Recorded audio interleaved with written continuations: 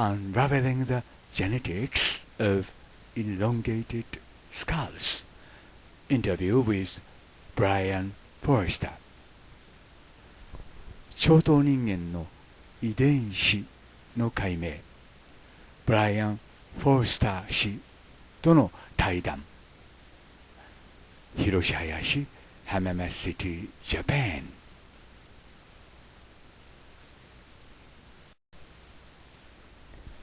以下のインタビューはパラカスの長頭頭蓋骨に関してエンシャントオリジンのエイプリル・フォロウェイと研究者でもあり作家でもあるブライアン・フォレスター氏との間でなされたインタビューということになります。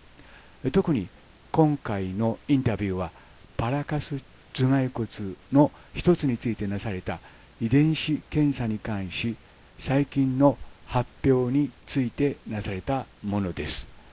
2014年2月8日。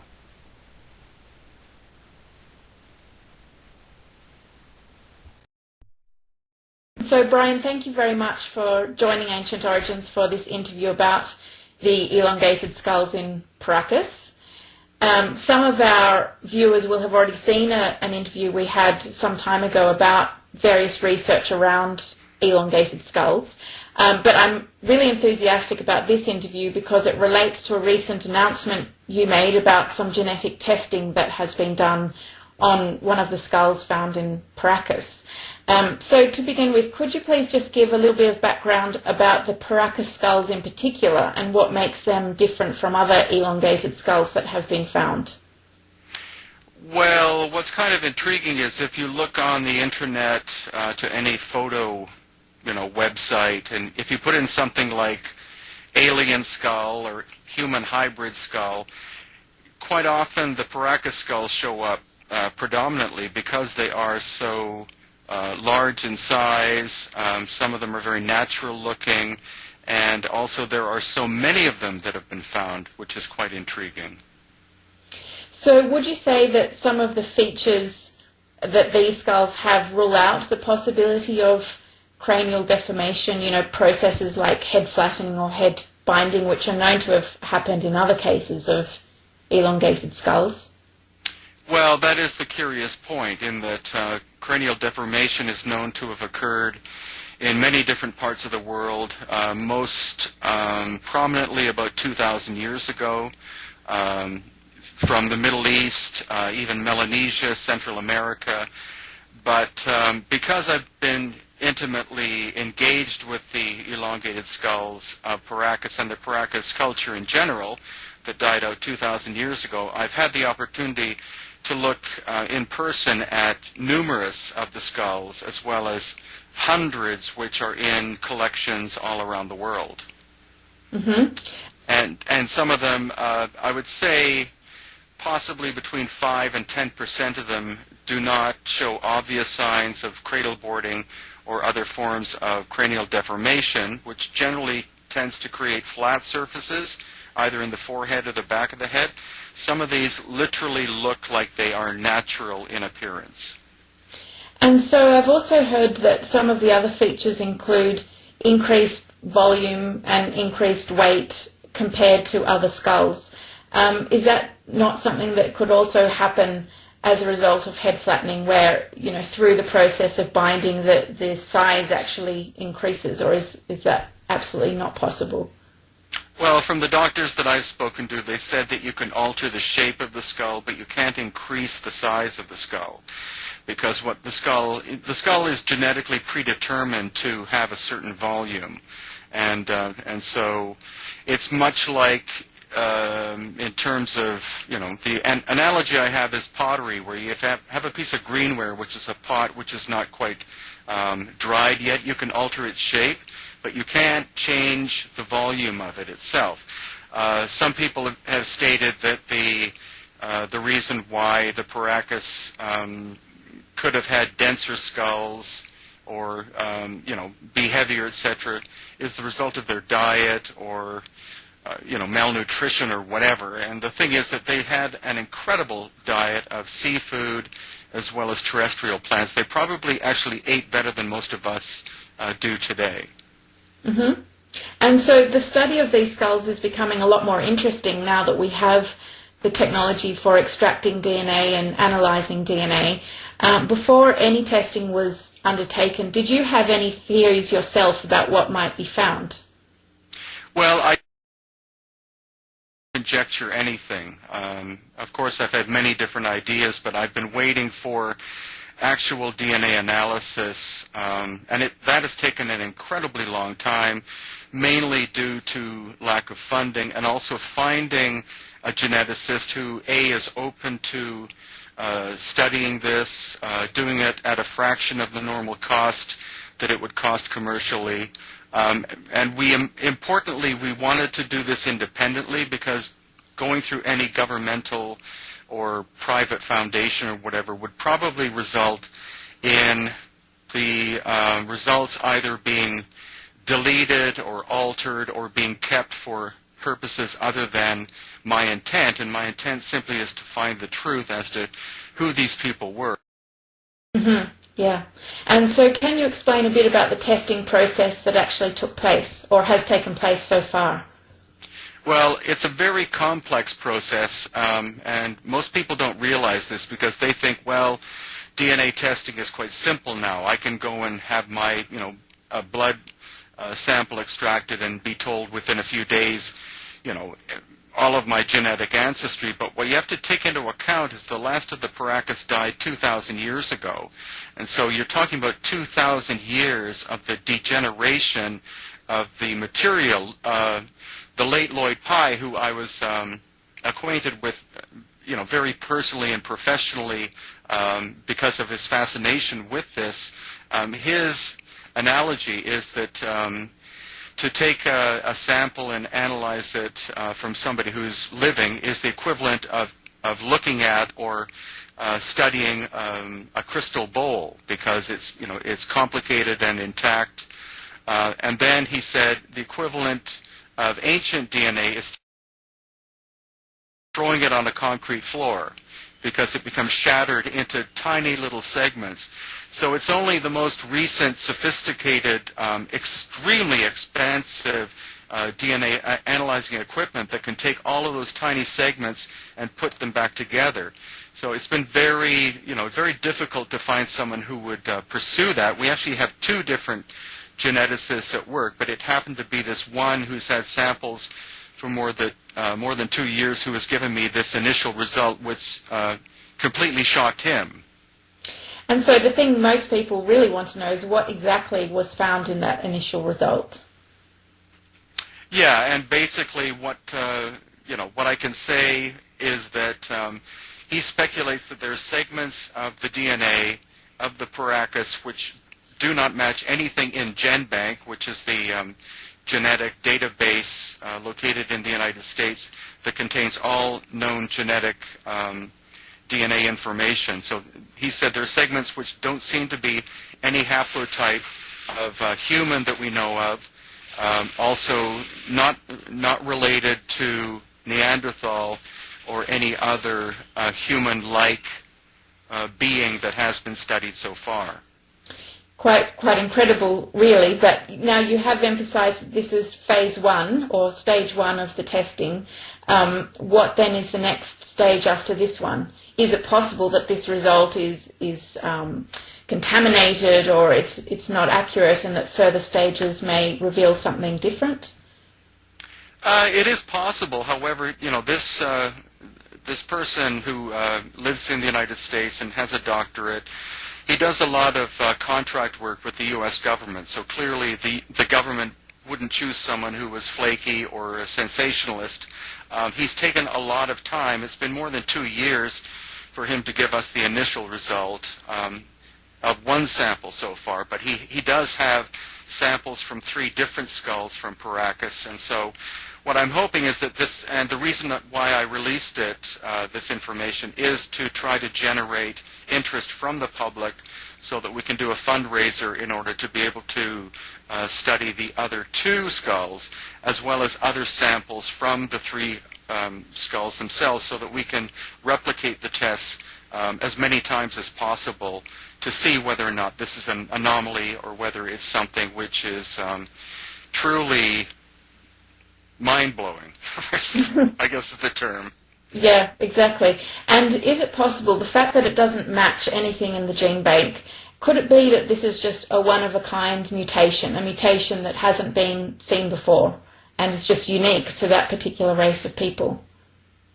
It could be, but again, the whole study is so new that, and the Paracas are very mysterious people. Nobody has really studied them for about 70 years. The people who study them now study their textiles, but the whole idea of the fact that their skulls seem to be of a different shape has been dismissed in general as simply being cranial deformation, but in fact nobody knows where the Paracas people came from. They lived on the coast of Peru, and through my studies, I believe that there's a certain percentage of their ancestry that comes from another part of the world, because they also, amongst the royalty, seem to have had reddish-brown hair, which is not a Native American characteristic, and they were reasonably tall. Some specimens we found were 5'10" to 6 feet to even taller in height, and that's quite atypical of a Native American person 2,000 plus years ago living on the coast of Peru. Mm-hmm. And so what is your opinion about these findings? Do you have a view about what this actually means, this result? Well, the theory I'm developing is that the Paracas are a mix of different types of people. The area they chose to live 2,000 years ago was much lusher than it is now. It would have been a perfect place for a society to live in terms of food production. The fact that they had totora reeds and still have totora growing on the coast of Peru meant that they were capable of building not only little boats but probably large ships out of reeds. They had cotton to make sails, and they could have been great seafarers. I also believe that the famous Nazca people, who also occupied the area after the demise of the Paracas, could literally have wiped the Paracas culture out.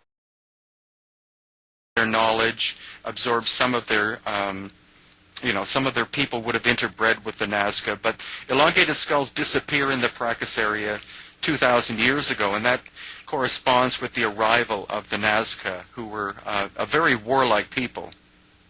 And so you say a different sort of mix of people. Now, the thing on everyone's mind is, are these skulls alien? Are they extraterrestrial? When you say a different mix of people, do you think there's a possibility that, a race of beings did arrive in this part of the country and perhaps bred with humans? What's your view on that? Well, I'm open to the idea. The thing is, I don't want to go too far in that direction yet because, again, we've only had an initial result. But due to the fact that the geneticist has found segments of DNA which don't correspond to anything, I think it's doubtful that they're a separate breed or type of humanity, because where would they have come from? Mm-hmm. And again, the strange thing is this predominant aspect of these elongated skulls amongst the royal family is very, very odd. So future sampling, future results will either reinforce or dismiss the result we have. But I think we're looking at something very intriguing, and I don't dismiss the idea of there having been off-planet either intervention or something. And Lloyd Pye was very strong with that idea. He simply said, these are not human beings. Mm-hmm. And speaking of Lloyd Pye, are you sort of carry forward the research he was doing, or do you know what is being done about the research that was being undertaken by Lloyd Pye? Yeah, several months before his death, he passed the Star Child skull and the information on to a group of people because he knew he was ill. He wasn't sure if he would recover, and so they're doing major fundraising. They've done a lot of genetic analysis, which people can see on Lloyd's website. The thing is, people really have to spend the time to read all of the information because you can't get a full picture of what the Star Child is or was, through 5 or 10 minutes of reading. There's been a lot of money and effort spent on Star Child, and the unfortunate thing is there's only one Star Child, whereas there are hundreds of Paracas skulls. I mean, it's it's amazing, and the access is quite astonishing too, because being related with the Paracas History Museum, I've assisted in building up the collection to 40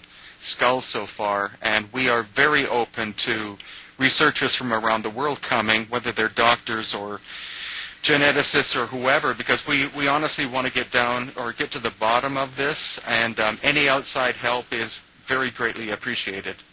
Well, I guess the quantity really opens up the possibility to replicate these results and keep everyone happy by doing those extra studies, having different researchers using different skulls, because then whatever the result will be a lot more convincing after all that replication has been done. Yeah, that's exactly it. And any scientific test means that you have to be able to replicate it. And that's why, again, this is an initial, you could even call it teaser result that I sent out to the public. Also, a number of individuals assisted me in raising $7,000 testing, and I wanted them to know 2 years that we actually did have something, that the money wasn't absconded or or blown on anything. It 100% went into it. We also have another geneticist working on completely other samples as well. That's Dr. Melba Ketchum from Texas, who, of course, is embroiled heavily in Bigfoot studies, which is she's got a lot of flack from. But I still believe in her, and there may be another 1 or 2 genetic study organizations that may come on board with us. And so the more that do the analysis and the more cross-referencing we can do, the better for this whole project. Mm-hmm. Yeah, great. Now, there are a lot of people out there who are skeptical. They do sort of question or they want to see these results firsthand on paper. They want to know, the name of the geneticist, the name of the institution, and they do become suspicious when some of these details aren't yet available. How would you address those concerns? Well, I have actually spoken with the geneticist about it, and he has said that he will be willing to address the public about this, but not after one test, because it's too easy for skeptics or whoever to rip his information apart. And so as a scientist, he wants to make sure that he's done several replications, and then when he's comfortable, then he will come forward himself and discuss what it is that he believes we're looking at. Okay, that's great. That's very positive. So moving forward from here, what's the time scale relating to further testing and also the fundraising process? I mean, if somebody did want to get involved in this, what could they do? Well, at the moment, I've been in discussions with someone who wants to set up an Indiegogo campaign about this, and I've been discussing with him for about 5 months, but the timing hasn't been right because we've been preoccupied with other things. So probably within the next 2 or 3 months, we will set up a campaign very specifically targeted to very specific things. We'll have a complete list of where any funds will go, completely itemized. I will get nothing from it, just as I've received nothing financially from the previous fundraising that we did. And other samples have recently gone to the geneticist from a third party. And I'm still waiting for some kind of result from Dr. Melba Ketchum. She's trying to actually get at least one, if not more, laboratories in the U.S. to do complete genome studies, which is very complicated and technically would cost an absolute fortune, upwards of at least $100,000. So we're hoping that other geneticists will be able to volunteer their time and the use of their equipment for the good of, basically we're doing this for the good of humanity, not for any kind of personal benefit. Yeah, I mean, the knowledge is incredibly important, regardless of what these skulls end up being, human or otherwise. It's still incredibly important for unraveling the history of our past. These are obviously an incredibly mysterious group of people. Well, definitely. And the thing is, since elongated skulls have also been found amongst the Olmec of Mexico, also in, not necessarily, people have said Russia. It's not really Russia. It's actually the area of Georgia and that area. There's quite a number of elongated skulls have been found there that date back about 2,000 years.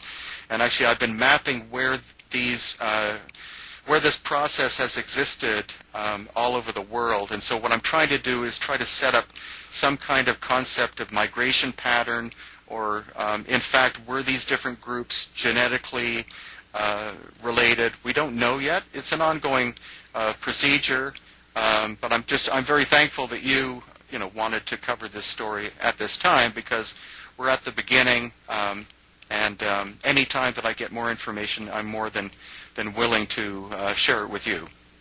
Well, thanks very much, Brien. We really appreciate you, informing us of everything going on, and we really look forward to the updates that you provide as things progress. Well, thank you, and your organization, Ancient Origins, is a phenomenal success. I'm very much a fan.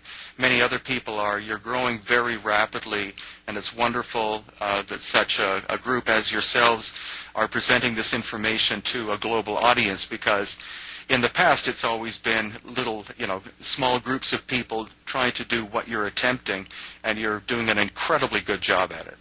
Oh, thank you very much. Really appreciate it. My pleasure.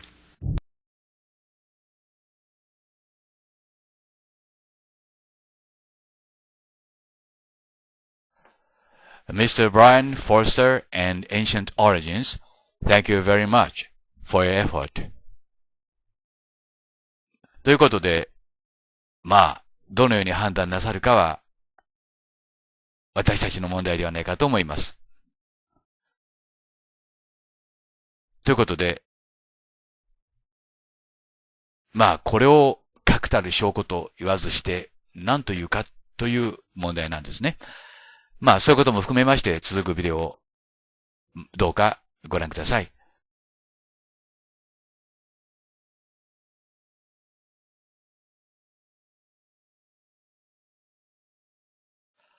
Hello, this is Hiroshi Hayashi, Hamama City, Japan.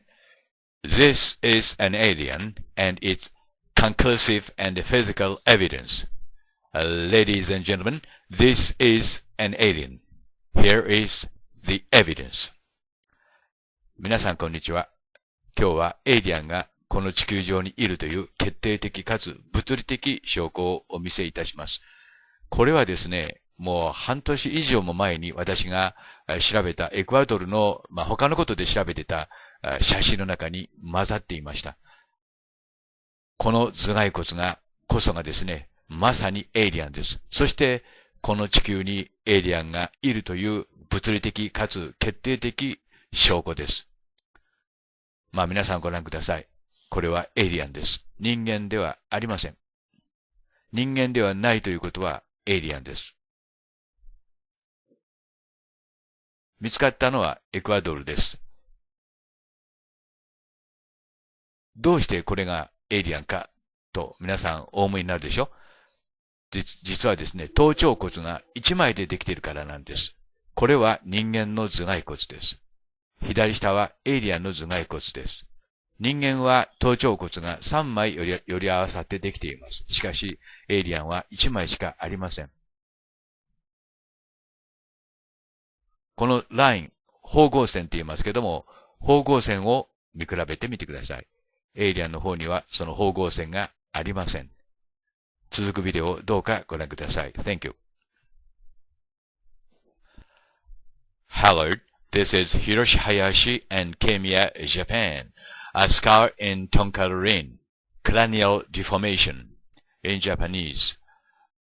ケミヤさんからですね、トンカラリンの近くで変形頭蓋骨が見つかった、長頭頭蓋骨ではないかという連絡をいただきました。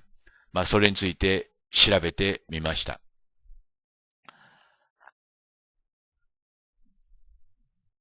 で、そのビデオも見てみました。で、長頭人間、コーンヘッドとも言いますけども、頭蓋骨は全世界で見つかっています。私が最初に知ったのはこのコーカサスですね。で、まとまって見つかっています。それから最近見つかったパラカス。というか、このパラカスの頭蓋骨は最近ではありませんけども、DNA 鑑定がなされました。それから、ナスカでも見つかりました。アタカマ、エジプトでももちろん見つかってますけども、ツタンカーメン家族は、このような長頭人間であったというふうに言われています。それから場所わかりませんけども、ロシアでも、それから全世界であちこちで見つかっています。で、日本でも、見つかったということになるわけですね。で、これがその変形頭蓋骨ですけども、これは果たして何なのかということなんです。この頭蓋骨の特徴はですね、顔の前面部が、ぺしゃんこになっていると言いますか、普通ではないということですね。で、ビデオの中では、板のようなものを当てて、そして変形させたんだというような説明がなされていました。じゃあ、コーンヘッドとヒューマンはどこが違うかということなんですね。ちょっとこの絵では見にくいんで、写真いろいろ探してみたんですけども、真上からの写真がないんですね。で、私これ自分の書いた本の中から撮りました。このように3枚に人間の頭っていうのは、頭蓋骨っていうのは真上から見ますと3つに分かれてるんですね。いわゆるその、頭頂骨が中央で2つに分かれているわけです。これが人間の頭蓋骨なんですけども、コーンヘッド、いわゆる長頭人間の頭蓋骨にはその、今言いました中央のラインがないんです。縫合線って言いますけども、それがないんですね。で、このあたりにその縦の縫合線があるはずなんですけども、ないんです。これが長頭人間の特徴なんですね。で、この、もう一つ、こんな頭蓋骨もあるんですけど、これをその、変形させると言っても限度がありますからね。で、この頭蓋骨も、人間の比べてみればわかりますよね。変形させる言ったって、ここまで変形して骨が発達するんだろうかって疑問もありますけども、これも、この長頭頭蓋骨も中央に縫合線がありませんね。皆さん自身でご確認ください。これがコーンヘッドの特徴なんです。DNA 鑑定するまでもなく、明らかに私たち人間とは違った、DNA を持った生物体である。もっと言えば知的生物体であるということになります。で、パラカスで見つかったコーンヘッドマン、すなわちイロンゲーティッドスカールについてはですね、すでに DNA 鑑定が終わっています。で、その報告が、発表されているんですけども、それはまさに驚くべき内容のものであったというふうに、この報告書は最初に書いています。で、これをずっと見ていきます。この続くビデオの中でもう一度説明すると思いますので、ここでは簡単に、見てください。パラカス頭蓋骨はですね、今までは板で挟んで変形させたというんですけども、それだけでは説明できないと。25% も大きく、90% も重いことが分かったと。そしてこの次なんですね。頭頂骨には2つではなく、1つのパリエタルプレートというんですか、頭頂板しかなく、先ほど説明しましたように、2つが寄り合わさってんじゃなくて、1枚しかないということですね。ですから真ん中の中央の、にあるべき縫合線がないわけです。これがパラカス頭蓋骨の特徴であり、また、人間でもない、霊長類でもない、ミトコンドリア DNA を持っていたと。酸素呼吸はしていたけども、人間ではないということですね。ここまではっきり分かっているわけです。そして、この報告書はですね、人間とは交配できなかったということは、性行為をしてもですね、妊娠出産には結びつかなかっただろうと。そういうふうに結論付けています。これがパラカスの、ペルーのね、ナスカの近くですよね。サンサの大食団のすぐ近くですけども、そこで見つかったものです。結論から言いますと、トンカラリンの近くで見つかったこの変形頭蓋骨は、その、なんて言いますか、コーンヘッドマンとは一線を画すと言いますか、違ったものである、イコール人間のものである。変形させられたかどうかということはまた別問題であり、私には興味がありません。ということで、ケイミヤさん、報告を終わります。Thank you very much for watching and see you again next time. Bye! Hello. This is Tube Store, Matabe and edited by Hiroshi Hayashi. Conehead Man in Japan. 長頭人間は日本にも来ていた。チューブストアさんと又部さんから大変重要な情報が寄せられました。コーンヘッドマンは日本にも来ていた。その証拠と、そしてコーンヘッドマンはエイリアンであった。その証拠と証明です。これがチューブスターさんが送ってくださった写真ですけども、この写真はコーンヘッドマンですけども、どこの写真かわかりませんが、それは重要ではありません。この頭を見てください。で、チューブスターさんが言うにはヘルメットなのか、ということなんですね。象の感じからして日本の象でないことは確かですけども、これは、又部さんが送ってくださった、写真ですけども、これは戸田市ですね。から発掘された南原遺跡っていうんだそうですけども、そこから発掘された写真、土偶ですね。ごめんなさい、埴輪です。埴輪ですよね。で、柴又八幡神宮で発見されて、そちらに、ごめんなさい、陳列してあるそうです。で、この二つの二枚の、チューブサーさんと又部さんの写真を見てですね、いろんなことに気がつくわけであります。まず第一にこのエイリアンは地球へ来ていたということです。そしてこのエイリアンはですね、共通のヘルメットを被っていたということなんですよね。それはこれからおいおい説明していきますけども、これはヘルメットなのか、デザインが延期や円利のね、頭と似ていると。確かにこれは右の方はイシュタール。すなわち、エジプトではマリ。それからヘブライ語ではマリアですね。はい。これがですね、曲線をカーブを見ていただきたいんですけども、明らかに、なんて言いますか、明らかにっていうか、明らかということは、軽率に使いたくありませんけども、ヘルメットですね。で、髪の毛は下の方にあるっていう感じですからね。あるいはこれ全体がヘルメットかもしれません。というのは、人間型のね、顔をしたヘルメットを被ると。そういった事実もいろいろ感じてきています。ですから、顔だけ見て、これ人間だっていうふうには判断なさらない方がいいと思います。で、これはですね、エンリルからある王がですね、シュメリアン、真ん中の生命の言ってですけども、神権を渡されているところですね。丸い輪に短冊がついています。前方後円符の形ですよ。そしてこれをイナンナ。これはイシュターのことです。これは別の絵なんですけども、延期がです。これ延期と書いてありますけども、説明にはね、エンリルということになりますよね。エンリルが神権をイシュタール。なわち、イシュタール、イナンナに渡しているところです。名前はいろいろ変わるんですね。この女神はですね。それはケイミヤさんが教えてくださいました。で、これもイナンナ、イシュタールです。で、この頭をここで見ていただきたいんですけどね。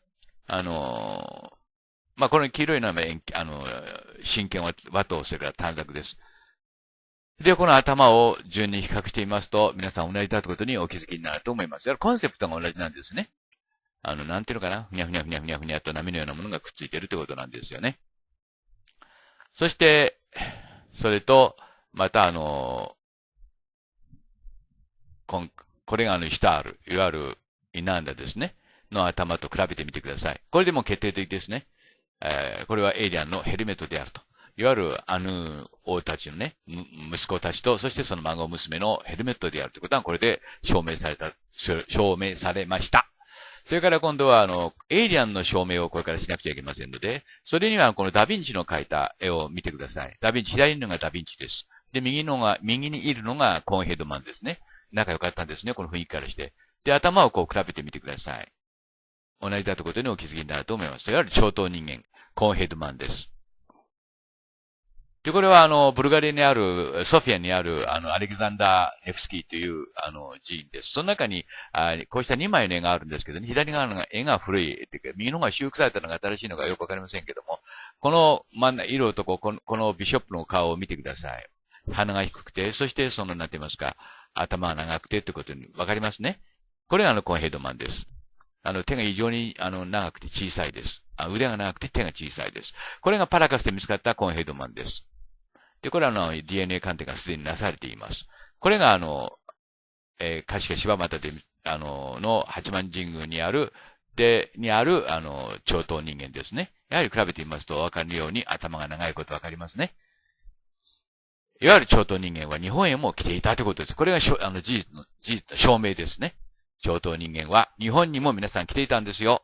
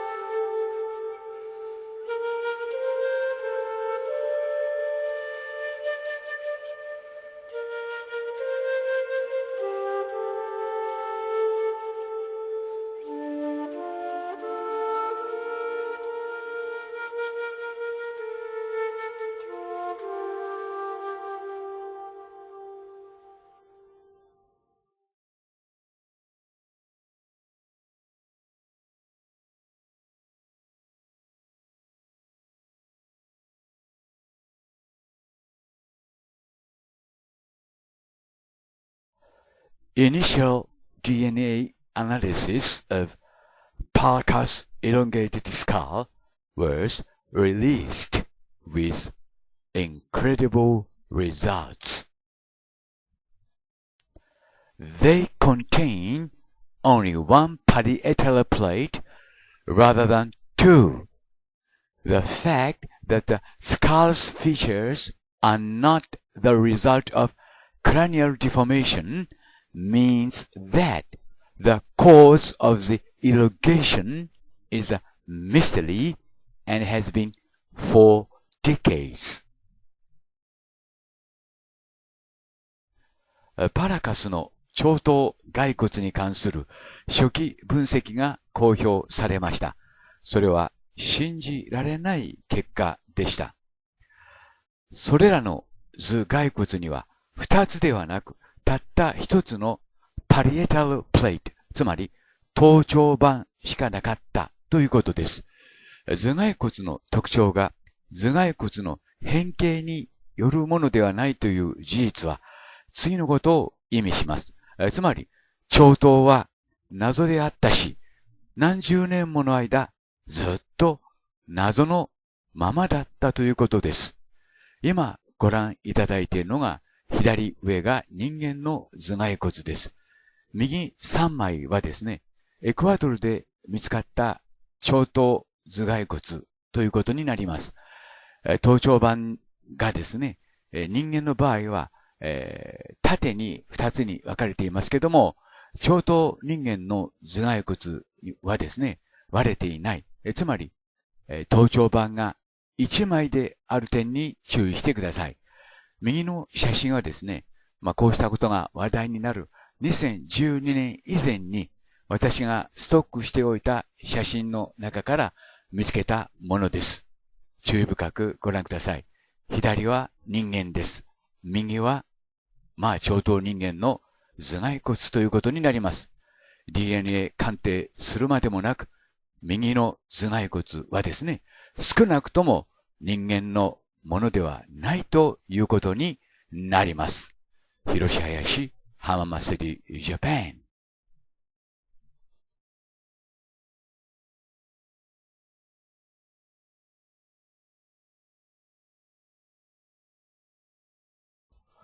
Why can't people accept the truth as it is, which is the biggest mystery to me?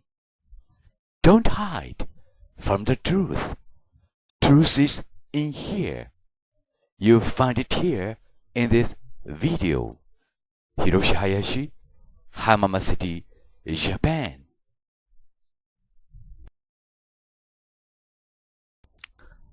人間の頭蓋骨です。この矢印の方向線に注意してください。人間の頭頂板はこのように分かれています。が、コーンヘッドの頭にはそれがありません。これが皆さん事実です。どうしてこうした事実を素直に見て、認めて、そして受け入れないのでしょうか。右下がコーンヘッドの頭蓋骨です。見にくい点があるかもしれませんが、しかしよく見てください。中央の縫合線がありません。つまり、コーンヘッドは少なくとも人間とは違った骨格を持っているということになります。イコールエイリアンということにはならないのかもしれません。つまり、地球同化型のエイリアンということになります。縫合線に注意してコーンヘッドの頭蓋骨を見てください。コーンヘッドの多くにはこうした中央の縫合線がありません。DNA 鑑定するまでもなく、事実が事実を示していると思います。遠い昔、コーンヘッドは火星からやってきました。そして、この地球に同化したと、私、林博は考えています。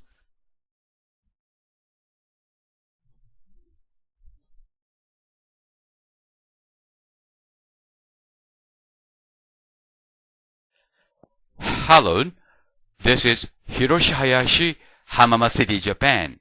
Why can't people believe in what they see? Mystery of humans. Today's story is about a mystery of humans ourselves. Why not we can believe in what we see? But in English-speaking countries, they say seeing is believing. But people very often don't believe in what they see. You know why? One thing I can say here is that they don't like to believe in what they see. But that is not all. When they believe in what they see, the whole ideas in old rooms of their brains would collapse, of which they are afraid very much. People want to stay in the labyrinth of mysteries rather than to make adventures into the unknown world. That is called conservatism. Then I would like to ask you which way you choose to go. One is a way to make an adventure with me, Or, another way is a way to stay in the world as you do now. Okay, here is one example that I can show you now. This is an elongated skull unearthed in Paracas in Peru. This is not at least a human's skull, since it has got only one parietal plate, which is different from humans. Compare the elongated skull with a human's. I say here, seeing is believing.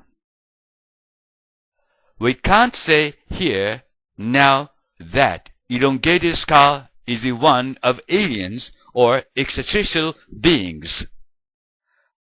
But it is at least not a human's. Today's story is about people who have got elongated skulls with only one parietal plate. These people are called Paracas people who might have come from the outer space, or we call them ETs. Or, I may say here, they are aliens. Do you accept my idea? If not, the door to the new world would be closed as ever before you. Please watch the following videos, for which I thank you very much. 謎、また謎。しかし、最大の謎は、実は人間自身なのかもしれません。古くから seeing is believing。百聞は一見にしかずと言います。しかし、中にはそれを信じない人もいます。見ても信じないのですね。で、今ここにお見せしているのは、パラカスで見つかりました長頭人間の頭蓋骨です。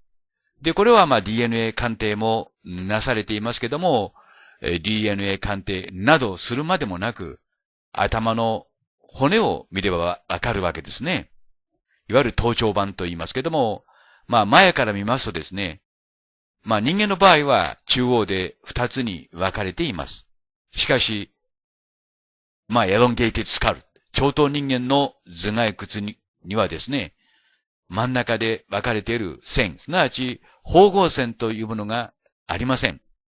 全体として見ると、人間の方は頭で3枚の、ちょうど頭の中央でですね、3枚の骨が集まっています。しかし、長頭人間の方は、それが、後頭部の方ですね。1枚に見えます。これが決定的な証拠ということになります。が、だからといってですね、長頭人間イコールエイリアンというわけにはいかないかもしれません。エイリアンというためには、その間に、いくつかの、ハードルがあるわけですね。が、しかし少なくとも人間ではないということです。もっとわかりやすく言いますと、骨の数が足りないわけですね。いくら変形頭蓋骨だと言ってもですね、骨の数まで変えることはできません。そのことをですね、こうした論文が、今説明しているわけです。で、それについてですね、こうして私が何とか皆さんに長頭人間の頭蓋骨の写真を見せてきました。が、驚くべきことにこの長頭人間の研究っていうのはほとんどなされて、いなかったわけですね。そして最近になって、このパラカスで見つかった長頭人間の頭蓋骨を、DNA 鑑定した先生がいらっしゃいました。そして、その DNA 鑑定の結果、人間とは違うミトコンドリアを持っていた。つまり、酸素呼吸はしていたけれども、人間のものではなかったということです。